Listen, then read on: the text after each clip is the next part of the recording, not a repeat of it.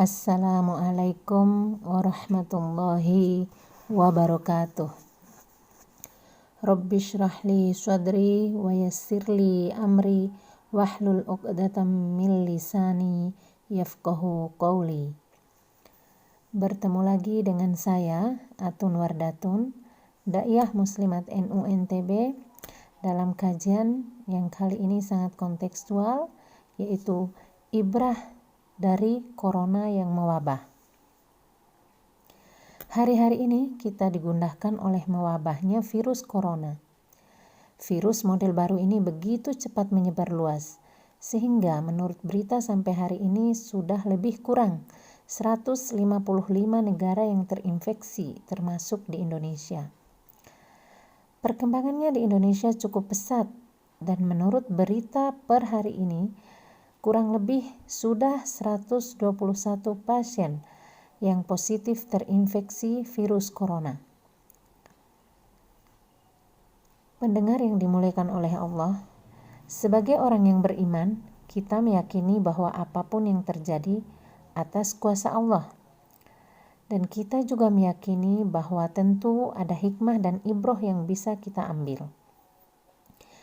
Keyakinan akan takdir Allah juga mengharuskan kita untuk bisa mengambil langkah-langkah yang menurut petunjuk para ahli dapat mencegah meluasnya virus ini. Beberapa langkah tersebut yang paling penting adalah: pertama, menarik diri dulu dari keramaian atau social distancing dan melakukan aktivitas-aktivitas di rumah, termasuk bekerja. Kedua, selalu membersihkan diri, terutama tangan, karena ternyata tangan adalah media yang paling efektif untuk penyebaran virus corona. Lalu bagaimana agama kita memberikan petunjuk ataupun pembenaran pada dua langkah tersebut? Mari kita melihat surat Al-Baqarah ayat 222 yang berbunyi, Innallaha yuhibbut tawwabina wa yuhibbul mutatahhirin. Sesungguhnya Allah mencintai orang-orang yang bertaubat dan orang-orang yang mensucikan diri. Bertaubat bisa kita lakukan salah satunya dengan diawali oleh muhasabah atau refleksi, menghitung-hitung kehilafan. Refleksi biasanya dilakukan ke dalam dan sangat personal, serta memerlukan kebersihan jiwa dan kesyahduan suasana.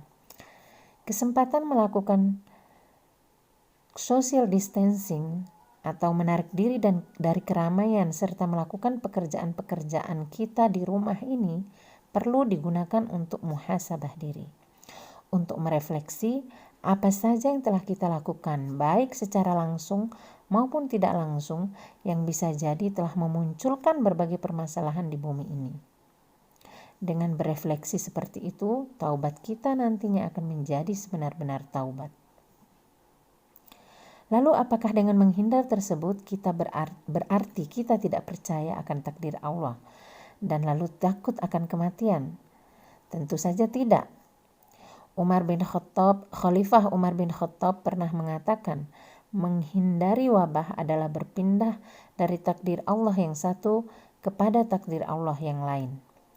Hal tersebut disampaikan oleh Khalifah Umar bin Khattab radhiyallahu anhu ketika para sahabat memprotesnya di saat beliau membatalkan kunjungan ke Syria karena saat itu terdengar kabar bahwa di Syria sedang mewabah sebuah penyakit. Tentu juga kita semua paham bahwa Allah sesungguhnya tidak suka kepada hambanya yang berputus asa. Surat Yusuf ayat 87, dan kepada hambanya yang tidak melakukan upaya untuk memperbaiki nasibnya. Surat Ar-Ra'd ayat 11.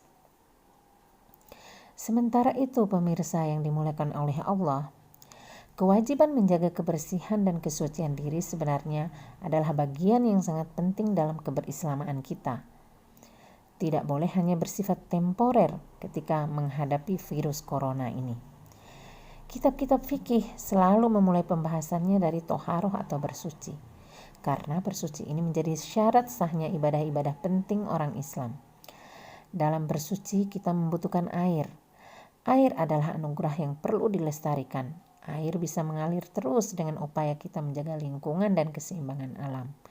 Jadi, di sini terkandung perintah bersuci sekaligus secara implisit perintah menjaga ketersediaan air. Tersedianya air bagi kehidupan kita tergantung juga bagaimana akhlak kita terhadap pepohonan dan bumi. Air adalah salah satu kebutuhan esensial manusia dan makhluk lainnya.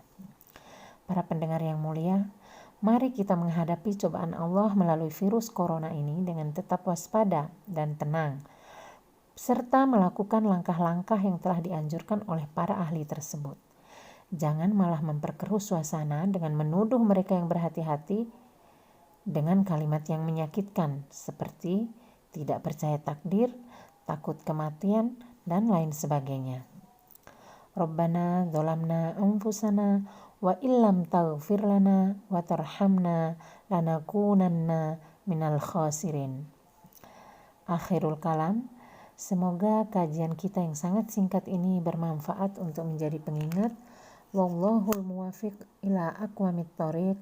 Wassalamualaikum warahmatullahi wabarakatuh.